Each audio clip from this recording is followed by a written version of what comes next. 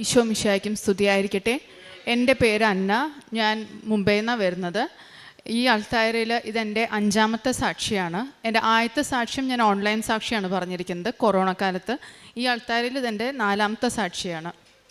എൻ്റെ ആദ്യത്തെ സാക്ഷ്യം എന്ന് പറയുന്നത്, ഞാൻ ഒരു കണ്ണ് കാണാത്തൊരു കുട്ടിക്ക് ബോംബെയിൽ വെച്ച് തന്നെ ആ കുട്ടിക്ക് റൈറ്ററായിട്ട് UGC നെറ്റ് എക്സാമിന് ആ കുട്ടിക്ക് റൈറ്ററായിട്ട് ഞാൻ പോകൽ പതിവായിരുന്നു. ഒരു 3 പ്രാവശ്യം ഞാൻ തന്നെയാണ് ആ കുട്ടിക്ക് എക്സാമിന് റൈറ്ററായിട്ട് പോയിരിക്കുന്നത്. ഇപ്പം കഴിഞ്ഞ പ്രാവശ്യത്തെ എക്സാമിന് അതൊരു ചൊവ്വാഴ്ചയായിരുന്നു. ആ എക്സാമിന് ഞാൻ ആ കുട്ടിയുടെ കൂടെ പോയപ്പം എനിക്കുണ്ടായ അനുഭവങ്ങളാണ്. 1 മണിക്കൂറിൽ 12 അനുഭവങ്ങളാണ് എനിക്ക് അമ്മ മാതാവ് കാണിച്ചു തന്നത്. ഓരോ പ്രതിസന്ധി നേരിടുമ്പോഴും എനിക്ക് അമ്മ കാണിച്ചു തരായിരുന്നു, നീ ഭയപ്പെടേണ്ട, ഞാൻ നിന്നോട് കൂടെയുണ്ടെന്ന്. അങ്ങനെ ആദ്യത്തെ അനുഭവം എന്ന് പറയുന്നത്, ഞങ്ങൾ ഈ എക്സാം എഴുതാൻ പോകുമ്പം ഞങ്ങൾക്ക് സെൻറ്റർ സ്ഥിരം കിട്ടാറുള്ളത് IT സെൻറ്റേഴ്സാണ് എപ്പോഴും കിട്ടാറ്. എപ്പോഴും MCQ ടൈപ്പ് ആയിരിക്കും. അപ്പോൾ എല്ലാം കമ്പ്യൂട്ടറൈസ്ഡ് ആയാൽ ഞങ്ങൾക്ക് എപ്പോഴും IT പാർക്സിലാണ് എപ്പോഴും ഞങ്ങൾക്ക് സെൻറ്റർ വരാറ്. ആ പ്രാവശ്യം ഞങ്ങൾക്ക് സെൻറ്റർ കിട്ടിയത് ഒരു സ്കൂളിലായിരുന്നു. അപ്പോൾ അത് ഞങ്ങൾക്ക് വീടിൻ്റെ കുറച്ചും കൂടെ അടുത്തായിരുന്നു. അപ്പോൾ ഞങ്ങൾ അതിന് ഭയങ്കര താങ്ക്ഫുള്ളായിരുന്നു. അവിടെ ചെന്ന് കഴിഞ്ഞ് ഞങ്ങൾ കറക്റ്റ് ടൈമിനൊക്കെ എത്തി. 8:30 ഞങ്ങൾ റിപ്പോർട്ട് ചെയ്ത് കഴിഞ്ഞ് ഞങ്ങൾ ആദ്യത്തെ കടമ്പയിലേക്ക് കിടക്കുകയാണ്. അവർ ഫുൾ സ്ക്രീൻ ചെയ്യും. അപ്പോൾ സ്ക്രീൻ ചെയ്യുമ്പം എൻ്റെ കയ്യിൽ ഉടമ്പടി ലോക്കറ്റ് ഉണ്ടായിരുന്നു, കൊന്ത ഉണ്ടായിരുന്നു. ഇതൊന്നും അവർ അങ്ങോട്ട് കടത്താൻ സമ്മതിക്കാറില്ല. അപ്പോൾ ഞാൻ വിചാരിച്ചു അവർ പറയുകയാണെങ്കിൽ മാറ്റി വയ്ക്കാം. എൻ്റെ തൊട്ട് മുന്നിലുണ്ടായിരുന്ന കുട്ടിയുടെ ഹെയർ ക്ലിപ്പ് അടക്കം അവർ ഊരിപ്പിച്ച് റബ്ബർ ബാൻഡ് ഇട്ട് കെട്ടി വയ്ക്കാൻ പറഞ്ഞു. അപ്പോൾ ഞാൻ വിചാരിച്ചത് ഉറപ്പായിട്ട് അവരെടുത്ത് മാറ്റാൻ പറയും. അപ്പോൾ ആദ്യത്തെ കടമ്പ തന്നെ കഴിഞ്ഞു.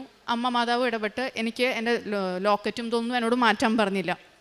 അപ്പോൾ അതും കൊണ്ട് ഞാൻ അകത്തേക്ക് കടന്നു, ഈ മോളെയും കൊണ്ട്. അടുത്ത് ചെന്ന് കഴിഞ്ഞപ്പം അവർ ഞങ്ങളുടെ ഡോക്യുമെൻറ്റ്സ് നോക്കി കഴിഞ്ഞപ്പോൾ അവരെന്നോട് പറഞ്ഞു, റൈറ്ററായിട്ട് എനിക്കിരിക്കാൻ പറ്റില്ല എന്ന്. അപ്പോൾ ഞാൻ പറഞ്ഞു, കഴിഞ്ഞ 3 പ്രാവശ്യം ഞാൻ തന്നെ റൈറ്ററായിട്ട് ഇരുന്നിരിക്കണേ. അപ്പോൾ അവർ പറഞ്ഞു, അത് അവർ ശ്രദ്ധിക്കാണ്ടായിരിക്കും. ഒന്നാമത് ഏജ് അപ്ലിക്കൻറ്റിൻ്റെ ഏജിനേക്കാളും കുറവായിരിക്കണം എൻ്റെ ഏജ്. പക്ഷെ അത് ഏജ് ഓവറായ കാരണം അത് പറ്റില്ല. പിന്നെ ക്വാളിഫിക്കേഷൻ വൈസും എനിക്ക് ആ കുട്ടിക്ക് എഴുതാൻ പറ്റില്ലായിരുന്നു, കാരണം എൻ്റെ സയൻസ് ബാക്ക്ഗ്രൗണ്ട് ആയിരുന്നു. അപ്പോൾ ആ കുട്ടിക്ക് സയൻസും മാത്സൊക്കെ ഈസിലി പറഞ്ഞു കൊടുക്കാൻ പറ്റുന്ന കാരണം അതും പറ്റില്ല എന്ന് പറഞ്ഞു. അപ്പോൾ ഞാൻ പറഞ്ഞു, എന്തെങ്കിലും ഒന്ന് ചെയ്യാൻ പറ്റുമോ, കാരണം ഇങ്ങനത്തെ ഒരു കേസായ കാരണം ഒത്തിരി പ്രതീക്ഷയോടുകൂടി ആ കുട്ടി വന്നിരിക്കുന്നത് എക്സാം എഴുതാനായിട്ട്. അപ്പം അവർ പറഞ്ഞു, ഒരു കാര്യം ചെയ്യും നിൽക്കുക. അപ്പം രണ്ടാമത് ഞാൻ പ്രാർത്ഥിച്ചു തുടങ്ങി. അപ്പം ഞാൻ പറഞ്ഞു, എനിക്ക് ഇതിൽ ഒരു ഹയർ ഇൻചാർജിലുള്ള ആരോടെങ്കിലും ഒന്ന് സംസാരിക്കാൻ പറ്റുമോ എന്ന് ചോദിച്ചു. അപ്പോൾ അവർ പറഞ്ഞു, ഞങ്ങൾ നോക്കിയിട്ട് വരട്ടെ എന്നും പറഞ്ഞ് അവർ നോക്കാൻ പോയ സമയത്ത് ഞാൻ ഉടമ്പടി കാശുരൂപം കയ്യിൽ വെച്ച് മുറുക്കി പ്രാർത്ഥിച്ചുകൊണ്ടിരിക്കുകയായിരുന്നു, അമ്മ എനിക്കൊരു അടയാളം കാണിച്ചു തരണേന്ന്. അങ്ങനെ ഒരു മലയാളി ലേഡിയാണ് എൻ്റെ അടുത്ത് ആദ്യം സംസാരിക്കാൻ വന്നത്. അപ്പം ഞാൻ അവരുടെ അടുത്ത് ഞാൻ ഈ കാര്യങ്ങൾ മുഴുവൻ പറഞ്ഞു. അപ്പോൾ അവർ പറഞ്ഞു, ഞങ്ങൾ നോക്കി നോക്കട്ടെ, എന്തായാലും മാഡത്തിന് എഴുതാൻ പറ്റില്ല, ഞങ്ങൾ വേറെ ഇപ്പോൾ സ്കൂളായ കാരണം ഒരു സ്റ്റുഡൻറ്റിനെ കിട്ടുമോ നോക്കട്ടെ, 11th or 12th ഉള്ള ആർട്സ് സ്റ്റുഡൻറ്റിനെ കിട്ടുമോ നോക്കട്ടെ എന്ന് പറഞ്ഞു. അപ്പം ഞാൻ അമ്മയോട് മുറുകെ പ്രാർത്ഥിച്ചുകൊണ്ടിരുന്നു, അങ്ങനെ നല്ലൊരു കുട്ടിയെ കിട്ടണേ, കാരണം കുട്ടിക്ക് വായിച്ച് പറഞ്ഞു കൊടുത്ത് കുട്ടിക്ക് ശരിക്കും സമാധാനത്തിൽ പറഞ്ഞു കൊടുക്കുന്ന ഒരു കുട്ടിയാവണം. ധൃതിയിൽ വെച്ച് വായിച്ചു കൊടുത്തു കഴിഞ്ഞാൽ ഇത് ബ്ലൈൻഡായ കാരണം ഈ കുട്ടിക്ക് മുഴുവൻ മനസ്സിലാവില്ല. അപ്പോൾ അങ്ങനെ പ്രാർത്ഥിച്ച് ആ കുട്ടി വന്നപ്പം ഞാൻ അതിൻ്റെ അടുത്ത് സംസാരിച്ചു തുടങ്ങിയപ്പോൾ 2 സെൻറ്റൻസ് കഴിഞ്ഞപ്പോഴേക്കും ആ മോൻ എൻ്റെ അടുത്ത് ഇങ്ങോട്ട് ചോദിച്ചു, ആൻറ്റി മലയാളിയാണോ എന്ന്. അപ്പോൾ എനിക്ക് സന്തോഷമായി, ഒരു മലയാളിയാണ്. അപ്പം ഞാൻ ആ കുട്ടിക്ക് സമാധാനത്തിൽ നിന്ന് കാര്യങ്ങളൊക്കെ പറഞ്ഞു കൊടുത്തു. ഈ കുട്ടി ബ്ലൈൻഡാണ്, അപ്പോൾ സ്ലോലി വേണം ക്വസ്റ്റ്യൻസൊക്കെ വായിച്ചു കൊടുക്കാൻ. അങ്ങനെ അമ്മ അടുത്തത് ഇടപെട്ട് അങ്ങനെ നല്ലൊരു റൈറ്ററിനെ കിട്ടി. അതാണ് ആദ്യത്തെ ഞങ്ങൾക്ക് ആ സെൻറ്റർ മാറ്റിയതിലുള്ള അമ്മയുടെ കൈ അവിടെയായിരുന്നു. അതൊരു IT പാർക്കിൽ വെച്ചാണ് എന്നോട് റൈറ്ററായിട്ട് എഴുതാൻ പറ്റില്ല എന്ന് പറഞ്ഞിരുന്നെങ്കിൽ എനിക്ക് വേറൊരു റൈറ്ററിന് ആ സമയത്ത് ആ കുട്ടിക്ക് കിട്ടില്ലായിരുന്നു. ഇതൊരു സ്കൂളായതുകൊണ്ടും അന്ന് ആക്ച്വലി ഹോളിഡേ ആയിരുന്നു സ്കൂളിൽ ഈ സെൻറ്ററുള്ള കാരണം. പക്ഷേ ഈ കുട്ടി സ്പെഷ്യൽ ക്ലാസ്സിന് വന്ന കാരണം ഇതിനെ കിട്ടിയതായിരുന്നു, അല്ലെങ്കിൽ ഇങ്ങനെ ഒരു റൈറ്ററിനെ ഞങ്ങൾക്ക് എക്സ്ട്രാ കിട്ടില്ലായിരുന്നു. അങ്ങനെ ഇത് കഴിഞ്ഞ് ഈ മോനെ എനിക്ക് പുതിയ റൈറ്ററായിട്ട് കിട്ടി. അത് കഴിഞ്ഞ് പിന്നെ പുതിയ പ്രശ്നം വന്നു, ഈ കുട്ടിക്ക് മാത്രമായിട്ട് ഒരു ടീച്ചറിനെ ഇൻചാർജായിട്ട് വെക്കണം ക്ലാസ് റൂമിൽ. അപ്പം ഞാൻ നോക്കിയപ്പോൾ അവിടെ ഞാൻ സംസാരിച്ച ഒറ്റ ടീച്ചേഴ്സിനും ഒരു ശാന്ത സ്വഭാവം ഉണ്ടായിരുന്നില്ല. അപ്പം ഞാൻ വിചാരിച്ചു, ഇങ്ങനെ ശാന്ത സ്വഭാവം ഇല്ലാത്തൊരു ടീച്ചറൊക്കെ ഈ കൊച്ചിൻ്റെ അടുത്ത് വന്ന് 2 ഒച്ചയിൽ വർത്താനം പറഞ്ഞാൽ ഇത് പേടിച്ചു പോവും. അപ്പം രണ്ടാമത് ഞാൻ പ്രാർത്ഥിച്ചുകൊണ്ടിരിക്കുകയായിരുന്നു, ദൈവമേ നല്ല ശാന്ത സ്വഭാവമുള്ളൊരു ടീച്ചറെ അമ്മ തന്നെ ഒരുക്കി വിടണേന്ന്. അങ്ങനെ ഞാൻ കണ്ണു തുറന്ന് നോക്കിയപ്പം ചിരിച്ചുകൊണ്ട് ഒരു ടീച്ചർ റൂമിലേക്ക് കടന്നു വന്നു, അതും നീല ചുരിദാറിട്ടിട്ട്. അപ്പോൾ എനിക്ക് ഒത്തിരി സന്തോഷമായി. അടുത്തത് അമ്മയുടെ അടയാളമായിരുന്നു. അപ്പോൾ ആ ടീച്ചർ വന്ന് എന്നോട് പറഞ്ഞു, ഞാനാണ് ആ കുട്ടിക്ക് ഇൻചാർജായിട്ട് നിൽക്കാൻ പോകുന്നത്, മോള് പേടിക്കണ്ട, ഞാൻ നോക്കിക്കോളാം കാര്യങ്ങളൊക്കെ എന്ന് പറഞ്ഞു. അത് കഴിഞ്ഞ് അവർ പറഞ്ഞു, ഈ ഇരിക്കുന്ന റൂമിൽ തന്നെയാണ്, അപ്പം നിങ്ങൾ പുറത്തേക്ക് ഇറങ്ങി നിന്നു എന്ന് പറഞ്ഞു. അപ്പം ഞാൻ ആ പുറത്തേക്ക് ഇറങ്ങുന്നതിന് മുമ്പ് ഞാൻ ആ റൂം ഒന്ന് വിശുദ്ധീകരിക്കണമെന്ന് പറഞ്ഞ് ഞാൻ കണ്ണടച്ച് ഞാൻ പ്രാർത്ഥിച്ച് തുറന്നപ്പോഴാണ് അത്രയും നേരം ഞാൻ ഇരുന്ന ആ റൂം ഞാൻ ശ്രദ്ധിക്കുന്നത്. ആ റൂം ഫുൾ നീല പെയിൻ്റ് അടിച്ച റൂമായിരുന്നു. അപ്പോൾ പിന്നെയും എനിക്ക് അമ്മയുടെ ഒരു സാന്നിധ്യം അവിടെ അനുഭവപ്പെട്ടു. ഇതെല്ലാം കഴിഞ്ഞ് ഈ മോള് വന്നു ആ ക്ലാസ് റൂമിലേക്ക്. അപ്പോൾ അതുവരെ ആ കുട്ടി ഒന്നും അറിഞ്ഞിട്ടില്ല, ഞാനല്ല റൈറ്ററിനും പുതിയൊരു റൈറ്ററാണ് വരാൻ പോകുന്നതെന്നുള്ളതൊന്നും ആ കുട്ടി അറിഞ്ഞിട്ടില്ല. അപ്പോൾ ഞാൻ വളരെ സമാധാനത്തിൽ ആ കുട്ടീനെ പറഞ്ഞ് മനസ്സിലാക്കി. ചെറിയൊരു കാരണം കൊണ്ട് എനിക്ക് പറ്റില്ല, പക്ഷേ വേറൊരു കുട്ടീനെ ഇവിടെ വെച്ചിട്ടുണ്ട്, ആ കുട്ടിയെല്ലാം പറഞ്ഞു തരുമെന്നൊക്കെ പറഞ്ഞ് അവിടെ ഇരുത്തിപ്പോയി. അതൊരു ചൊവ്വാഴ്ച ആയതുകൊണ്ട് എനിക്ക് ഇനി എക്സാം എഴുതാൻ പറ്റില്ല. അപ്പോൾ എനിക്ക് ഇനി എൻ്റെ അടുത്ത ഓപ്ഷൻ എനിക്ക് ധ്യാനം കൂടുക എന്നുള്ളതാണ്. അപ്പം അന്ന് വീട്ടിൽ കുറച്ച് പണികളും ഇതൊക്കെ നടക്കണ കാരണം എനിക്ക് വീട്ടിൽ ധ്യാനം കൂടാനുള്ളൊരവസ്ഥയില്ല അന്ന്. അപ്പം ഞാൻ വിചാരിക്കായിരുന്നു ഞാൻ എവിടെ പോയിരുന്നു ധ്യാനം കൂടും. അങ്ങനെ പുറത്തിറങ്ങിയപ്പം ഈ ടീച്ചർ ഇൻചാർജ് എൻ്റെ അടുത്ത് പറഞ്ഞു, ഇത് ബ്ലൈൻഡായ കാരണം ഞങ്ങൾക്ക് ഒത്തിരി ഒരു ടെൻഷനുണ്ട്, കാരണം പെട്ടെന്ന് ഈ കുട്ടി പാനിക്കാവോ അങ്ങനെ എന്തെങ്കിലും ചെയ്തു കഴിഞ്ഞാൽ ഒന്ന് കാമാക്കാൻ വേണ്ടി മാഡത്തിന് കുറച്ച് നേരം ഇവിടെ ഇരിക്കാൻ പറ്റുമോ എന്ന് ചോദിച്ചു. ഞാൻ പറഞ്ഞു വളരെ സന്തോഷം. അപ്പോൾ എൻ്റെ മനസ്സിൽ അവിടെ ഒരു ഭാഗത്തിരുന്ന് ഹെഡ്ഫോൺ വെച്ച് ധ്യാനം കൂടാമെന്നായിരുന്നു. അങ്ങനെ അതും എനിക്ക് ഒരുക്കി തന്നു. അപ്പോൾ അവിടെ എനിക്ക് ആദ്യം ഒരു റിസപ്ഷൻ ഏരിയയിലാണ് എനിക്ക് സ്ഥലം കാണിച്ചു തന്നെ. പിന്നെ ആ ടീച്ചർ വന്നു പറഞ്ഞു, ഒരു കാര്യം ചെയ്തോ, ഒറ്റയ്ക്ക് വേണമെങ്കിൽ ഇരിക്കണമെങ്കിൽ അവിടെ ആ റൂമിൽ പോയിരുന്നു എന്നും പറഞ്ഞ് എനിക്ക് വേറൊരു റൂം തുറന്നു തന്നു ആ ടീച്ചർ. അപ്പോൾ എനിക്ക് അവിടെ ഹെഡ്ഫോണിൻ്റെ പോലും ആവശ്യമില്ല, ഒറ്റയ്ക്ക് ഇരുന്ന് എൻ്റെ ഫോണിൽ എനിക്ക് ധ്യാനം മുഴുവനായിട്ട് കൂടാൻ പറ്റി. ഇതെല്ലാം കഴിഞ്ഞ് ഈ കുട്ടി പുറത്തേക്ക് വന്നപ്പോൾ ഔട്ട് ഓഫ് 150 ക്വസ്റ്റ്യൻസ് ഈ കുട്ടി എല്ലാ ക്വസ്റ്റ്യൻസ് അറ്റംപ്റ്റ് ചെയ്തു. ഞാൻ ഇത്ര പ്രാവശ്യം ഞാൻ റൈറ്ററായിട്ട് പോയിരുന്നിട്ട് ഈ കുട്ടിക്ക് 100 ക്വസ്റ്റ്യൻസ് പോലും അറ്റംപ്റ്റ് ചെയ്യാൻ പറ്റിയിട്ടുണ്ടായിരുന്നില്ല. അന്ന് ആദ്യമായിട്ട് ആ കുട്ടിക്ക് 150 ഔട്ട് ഓഫ് 150 ക്വസ്റ്റ്യൻസും ആ കുട്ടി അറ്റംപ്റ്റ് ചെയ്തു. അങ്ങനെ ഒരു 3 മണിക്കൂർ കൊണ്ട് അമ്മ ഞങ്ങൾക്ക് 12 അനുഭവങ്ങളാണ് തന്നത്. എനിക്ക് തോന്നുന്നത് ആ ഒരു നേരത്ത് അമ്മ എൻ്റെ കൂടെ ഫുൾ ടൈം എൻ്റെ കൂടെ തന്നെയായിരുന്നു. വേറൊരു കാര്യത്തിലേക്ക് അമ്മയ്ക്ക് തിരിഞ്ഞു നോക്കാനുള്ള സമയം കിട്ടിയിട്ടുണ്ടാവില്ല. അതേപോലെ ഞാൻ വിളിക്കുന്നു, അമ്മ എനിക്ക് അനുഭവങ്ങൾ തന്നുകൊണ്ടിരിക്കുന്നു. അങ്ങനെയായിരുന്നു അമ്മ ഒത്തിരി അനുഗ്രഹങ്ങൾ ആ സമയത്ത് തന്നത്. രണ്ടാമത്തെ സാക്ഷി എന്ന് പറയുന്നത് എൻ്റെ മകന് വേണ്ടിയാണ്.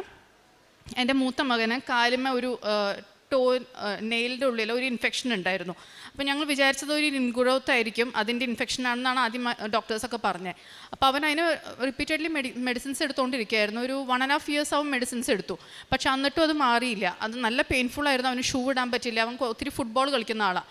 അപ്പോൾ ഫുട്ബോൾ കളിക്കാൻ പറ്റണില്ല. എന്നാലും അത് വെച്ച് അവൻ കളിച്ചിരുന്നു, പക്ഷെ ഒത്തിരി ബുദ്ധിമുട്ടുണ്ടായിരുന്നു. അപ്പോൾ അവസാനം അവൻ തന്നെ പറഞ്ഞു, മമ്മ ഇത് ശരിയാവണില്ല, നമുക്ക് സർജറി ചെയ്ത് അവസാനിപ്പിക്കാം. അപ്പോൾ ഡോക്ടറും അത് തന്നെയാണ് പറഞ്ഞിരുന്നത്. പക്ഷേ എനിക്ക് സർജറി ചെയ്യാനായിട്ട് താല്പര്യം ഉണ്ടായിരുന്നില്ല. ഞാൻ നമ്മുടെ ഉടമ്പടിയിലൊക്കെ തൈലവും ഉപ്പിട്ട വെള്ളത്തിൽ കാല് വെച്ച് അങ്ങനെയൊക്കെ ഞാൻ പ്രാർത്ഥിച്ചാണ് ഞാൻ പോയിരുന്നത്. ഞാൻ പറഞ്ഞു ഇനി വേറെ ഓപ്ഷനൊന്നും ഇല്ലെങ്കിൽ എന്നാൽ ശരി നമുക്ക് ചെയ്യാമെന്ന് പറഞ്ഞു. അങ്ങനെ സർജറിക്ക് അവനെ കയറ്റി ഒരു 10 മിനിറ്റ് കഴിഞ്ഞപ്പോൾ ആ ഡോക്ടർ എന്നെ വിളിച്ചുകൊണ്ട് പറഞ്ഞു, അത് നമ്മൾ വിചാരിച്ച പോലെ ഇൻഫെക്ഷൻ ആയിരുന്നില്ല, ആ നെയിൽ റിമൂവ് ചെയ്തപ്പോഴാണ് കാണണേ, ഉള്ളിൽ അത്രയും ആ നെയിലിൻ്റെ സെയിം ലെങ്ത്തിൽ ഒരു ബോണിൻ്റെ ഗ്രോത്ത് ആയിരുന്നു. അപ്പോൾ അതാണ് ഇത്ര നാളും മെഡിസിൻസ് കഴിച്ചിട്ട് മാറാഞ്ഞേ. ഇത് അമ്മ മാതാവിനെ എടുത്ത് മാറ്റാവുന്നതേ ഉണ്ടായിരുന്നുള്ളൂ, പക്ഷേ അത് അമ്മ കാണിച്ചു തരുന്നതായിരുന്നു. ലൈക്ക് ഇതുകൊണ്ടാണ് ഇത് മാറാഞ്ഞത്. പക്ഷേ അടുത്ത സാക്ഷി എന്ന് പറയുന്നത് ഇത് 3 മാസം വരെ അവന് ഷൂ പോലും ഇടാൻ പറ്റില്ല എന്ന് പറഞ്ഞതായിരുന്നു. ഓപ്പൺ ആയിട്ടുള്ള സ്ലിപ്പ് ഇടാൻ പറ്റുള്ളൂ, 3 മാസത്തേക്ക് ഷൂ ഇടാൻ പറ്റില്ല, ഫുട്ബോൾ കളിക്കാൻ പറ്റില്ല എന്ന് പറഞ്ഞ ആൾ 1 മാസം കഴിഞ്ഞപ്പം അവൻ ടൂർണമെൻറ്റിനും പോയി ഷൂ ഇട്ടു, പൂർണ്ണമായിട്ട് അവന് സൗഖ്യം കിട്ടി. അടുത്ത സാക്ഷി എന്ന് പറയുന്നത് എൻ്റെ മകളുടെയാണ്. അവളിപ്പോൾ 8th സ്റ്റാൻഡേർഡിൽ പഠിക്കുന്നു. അവളുടെ ടേം എക്സാമിൻ്റെ ടൈമിൽ അവൾക്ക് എല്ലാ ദിവസവും സ്കൂളിൽ റിപ്പോർട്ടിംഗ് ടൈം 8:45 ആയിരുന്നു. അപ്പോൾ 8:45 അവൾ ഒരു രാവിലെ 7 മണിക്ക് എഴുന്നേറ്റ് അവളിരുന്ന് പഠിക്കാതിരിക്കുകയായിരുന്നു. അവൾ പഠിക്കാതിരിക്കുമ്പം ഞാൻ പ്രാർത്ഥനാ മുറിയിലിരുന്ന് ജപമാല ചൊല്ലിക്കൊണ്ടിരിക്കുകയായിരുന്നു. അപ്പോൾ ചൊല്ലിക്കൊണ്ടിരിക്കുന്നതിൻ്റെ ഇടയിൽ എനിക്ക് എന്തോ ഉള്ളിൽ നിന്ന് അമ്മ പറയുന്ന പോലെ തോന്നി, പിള്ളേരെ കൊണ്ടൊക്കെ നീ കൊന്ത ഇടിക്കുന്നുണ്ടല്ലോ കഴുത്തിൽ, നീ എന്താ കൊന്ത ഇടാത്തേന്ന്. അപ്പം തന്നെ ഞാൻ ജപമാല അവിടെ വെച്ച് ഞാൻ ഇവിടുത്തെ കൃപാസനത്തിൻ്റെ നേരിയ കൊന്ത അതെടുത്ത് ഞാൻ അപ്പം തന്നെ പ്രാർത്ഥിച്ച് ഞാൻ കഴുത്തിലിട്ടു.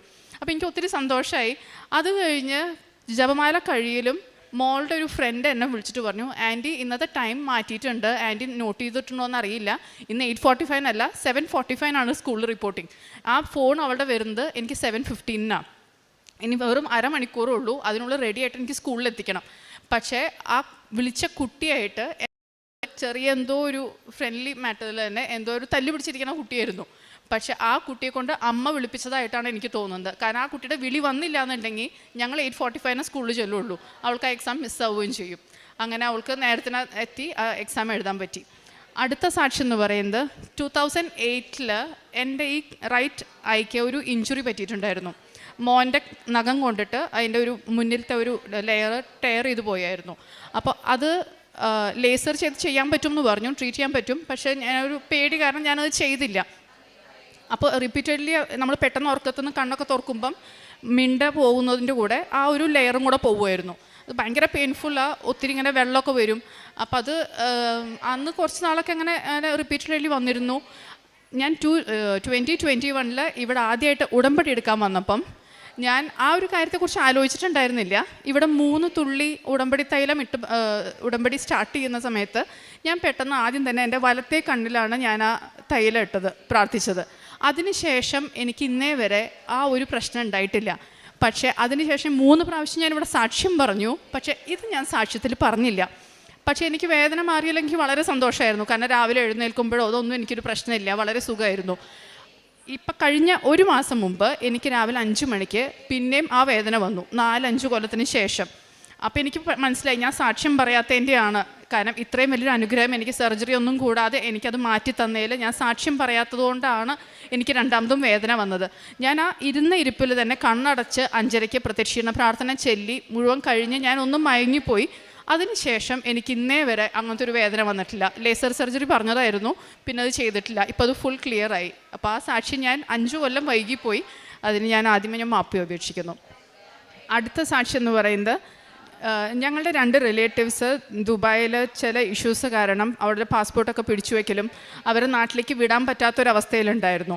അപ്പോൾ അതിനുവേണ്ടി ഒത്തിരി പേര് അതിനെ ട്രൈ ചെയ്യുന്നുണ്ടായിരുന്നു. പക്ഷേ കുറേ കോംപ്ലിക്കേഷൻസ് ഉണ്ടായിരുന്നു. അപ്പോൾ അവരുടെ ഫാമിലി ഉറപ്പായിട്ടും പ്രാർത്ഥിച്ചിട്ടുണ്ടാവും.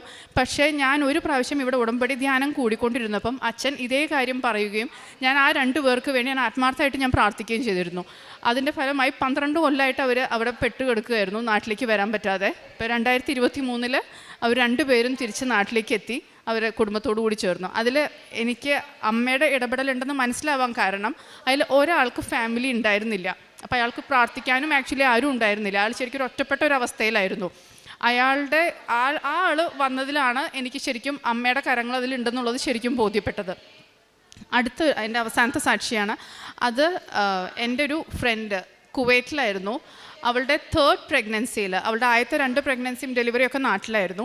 3rd പ്രഗ്നൻസി അവൾ കുവൈറ്റിലായിരുന്നു. അപ്പോൾ അതിന് അവളുടെ ആദ്യത്തെ 2 ഡെലിവറിക്കും സെയിം കോംപ്ലിക്കേഷൻ തന്നെ 3rd ഡെലിവറിക്കും ഉണ്ടായിരുന്നു. കൊച്ചു നേരത്തെ ഇറങ്ങി വരലും അപ്പോൾ സ്റ്റിച്ച് ഇടണം അങ്ങനെയൊക്കെ പറഞ്ഞിരുന്നു. അപ്പോൾ നാട്ടിലത്തെ ഡോക്ടേഴ്സ് അത് അലൗ ചെയ്തിരുന്നു. കുവൈറ്റിലത്തെ റൂൾസ് അനുസരിച്ച് അവർക്ക് അങ്ങനെ സ്റ്റിച്ച് ഇടാനുള്ള പെർമിഷൻ ഇല്ല.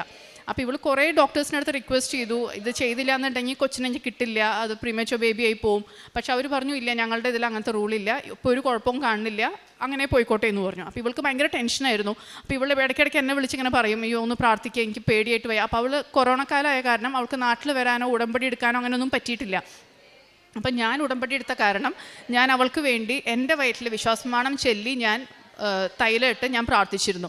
അതിൻ്റെ ഫലമായിട്ട് അവൾ ഒരു ദിവസം അപ്പോയിൻമെൻറ്റ് എടുത്ത് ഡോക്ടറെ അടുത്ത് പോവുകയാണ്. ലാസ്റ്റ് ആൻഡ് ഫൈനൽ അവൾ ഒന്നും കൂടെ റിക്വസ്റ്റ് ചെയ്യാനായിട്ട്. അപ്പോൾ അവൾ എന്നോട് പോകുമ്പോൾ വിളിച്ച് പറഞ്ഞിരുന്നു, ഇന്ന് എന്തെങ്കിലും എനിക്ക് അവിടെ ഒന്ന് നടന്ന് കിട്ടണം, അതല്ലെങ്കിൽ എനിക്ക് 9 months എനിക്ക് ടെൻഷനായിരിക്കും. അങ്ങനെ അവൾ പോയി തിരിച്ച് വീട്ടിലെത്തുന്നവരെ ഞാൻ പ്രാർത്ഥിച്ചുകൊണ്ടിരിക്കുകയായിരുന്നു. അവൾ തിരിച്ചു വന്നപ്പോൾ എന്നോട് പറഞ്ഞത്, ഇത്രയും നാളും ഞാൻ അവിടെ കാണാത്ത ഒരു മലയാളി നേഴ്സ് എൻ്റെ അടുത്ത് വന്നിട്ട് ഈ കാര്യങ്ങൾ മുഴുവൻ എന്നോട് ചോദിച്ചറിഞ്ഞു. എന്നിട്ട് എന്നെ വേറൊരു ഡോക്ടറെ അടുത്ത് കൊണ്ടുപോയി. ആ ഡോക്ടർക്ക് ഫുൾ എക്സ്പ്ലെയിൻ ചെയ്ത് കൊടുത്തു. ആ ഡോക്ടർ സ്റ്റിച്ച് ഇട്ട് കൊടുക്കാനായിട്ട് തയ്യാറായി. നെക്സ്റ്റ് വീക്കിൽ വന്നോളാൻ പറഞ്ഞു എന്ന്. അപ്പോൾ അത് ശരിക്കും അമ്മ മാതാവ് തന്നെ അയച്ച ഒരു നേഴ്സായിരുന്നു. അതല്ലാതെ അവൾ ഇത്രയും നാൾ അവിടെ പോയിട്ട് ഒരാളും അത് സമ്മതിച്ചു കൊടുത്തിട്ടുണ്ടായിരുന്നില്ല ചെയ്യാനായിട്ട്. അങ്ങനെ അവൾക്ക് ആരോഗ്യമുള്ളൊരു ആൺകുഞ്ഞിനെ ജനിച്ചു. ദൈവത്തിന് ഒത്തിരി നന്ദി. പ്രേക്ഷിത പ്രവർത്തനങ്ങളായിട്ട് ഞാൻ ചെയ്തുകൊണ്ടിരുന്നത് പത്രവിതരണം നടത്തിയിരുന്നു. പിന്നെ സാക്ഷ്യങ്ങൾ, ഇവിടെ വരുന്ന ഓരോ സാക്ഷ്യങ്ങളും ഞാനത് കേട്ട് കഴിഞ്ഞതിന് ശേഷമേ ഞാൻ ആർക്കെങ്കിലും ഷെയർ ചെയ്യുള്ളായിരുന്നു. അതല്ലാതെ യൂട്യൂബിൽ കിട്ടുന്ന അപ്പം തന്നെ ഞാൻ കയറി ഷെയർ ചെയ്യില്ല. ഞാൻ കേട്ടതിന് ശേഷം മാത്രമേ ഞാൻ ഷെയർ ചെയ്യുള്ളായിരുന്നു. പിന്നെ ഒത്തിരി പ്രാർത്ഥനാ ഗ്രൂപ്പുകളിൽ ഞാനിപ്പോൾ ഇവിടുത്തെ സാക്ഷ്യങ്ങൾ പല പ്രാവശ്യങ്ങളിൽ യൂട്യൂബിൽ വന്നിട്ടുള്ളത് കാരണം എന്നെ ഇപ്പോൾ പള്ളിയിലത്തെ ആയാലും വേറെ ഏതെങ്കിലും പ്രാർത്ഥനാ ഗ്രൂപ്പുകളിലൊക്കെ അരമണിക്കൂറിൻ്റെ ഒരു ടോക്കിന് വേണ്ടി അങ്ങനെയൊക്കെ അവർ ക്ഷണിക്കുമ്പം ഞാൻ നമ്മുടെ എൻ്റെ സാക്ഷ്യങ്ങളായാലും ദൈവിക വചനങ്ങളായാലും അങ്ങനെയും പ്രേക്ഷിത പ്രവർത്തനങ്ങൾ ചെയ്യാറുണ്ട്. കാരുണ്യപ്രവർത്തികളായിട്ട് ഞാൻ സ്ഥിരമായിട്ടൊരു ഓർഫനേജിൽ കുറേ കൊല്ലങ്ങളായിട്ട് പോയിക്കൊണ്ടിരിക്കുന്നുണ്ട്. അവർക്ക് വേണ്ടി എല്ലാം അവർക്ക് എന്നെക്കൊണ്ട് പറ്റാവുന്നതൊക്കെ ഞാൻ അവർക്ക് വേണ്ടി ചെയ്തു കൊടുക്കുന്നുണ്ട്.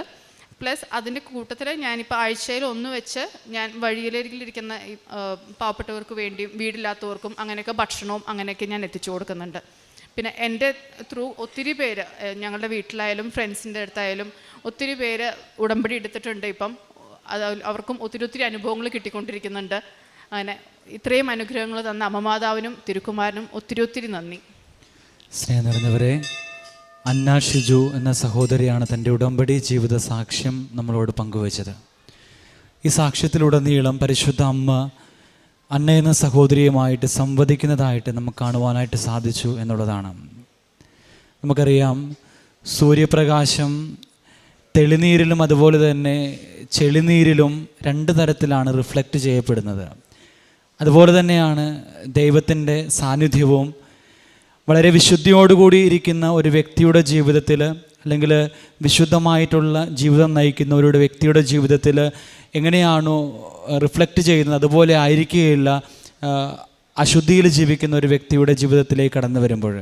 അപ്പോൾ നമുക്കറിയാം, ഉടമ്പടി എടുക്കുന്ന ഒരു വ്യക്തി തൻ്റെ ജീവിതത്തിൽ ദൈവികമായിട്ടുള്ള സാന്നിധ്യം, പരിശുദ്ധ അമ്മയുടെ സാന്നിധ്യം ലഭിച്ചു എന്ന് പറയുമ്പോൾ നമ്മൾ തിരിച്ചറിയേണ്ട ഏറ്റവും പ്രധാനപ്പെട്ട കാര്യമെന്ന് പറയുന്നത്, ആ വ്യക്തി ഈ ദൈവവുമായിട്ട് സംവദിക്കുവാനായിട്ട് തൻ്റെ ജീവിതത്തിലെടുത്ത ത്യാഗങ്ങൾ, അതുപോലെ തന്നെ തൻ്റെ ജീവിതത്തിൽ താൻ വിശുദ്ധിയോടുകൂടി വ്യാപരിക്കണം എന്നുള്ള ചിന്തയിൽ തന്നെ നവീകരിച്ചിട്ടുണ്ട് എന്നുള്ളതാണ്.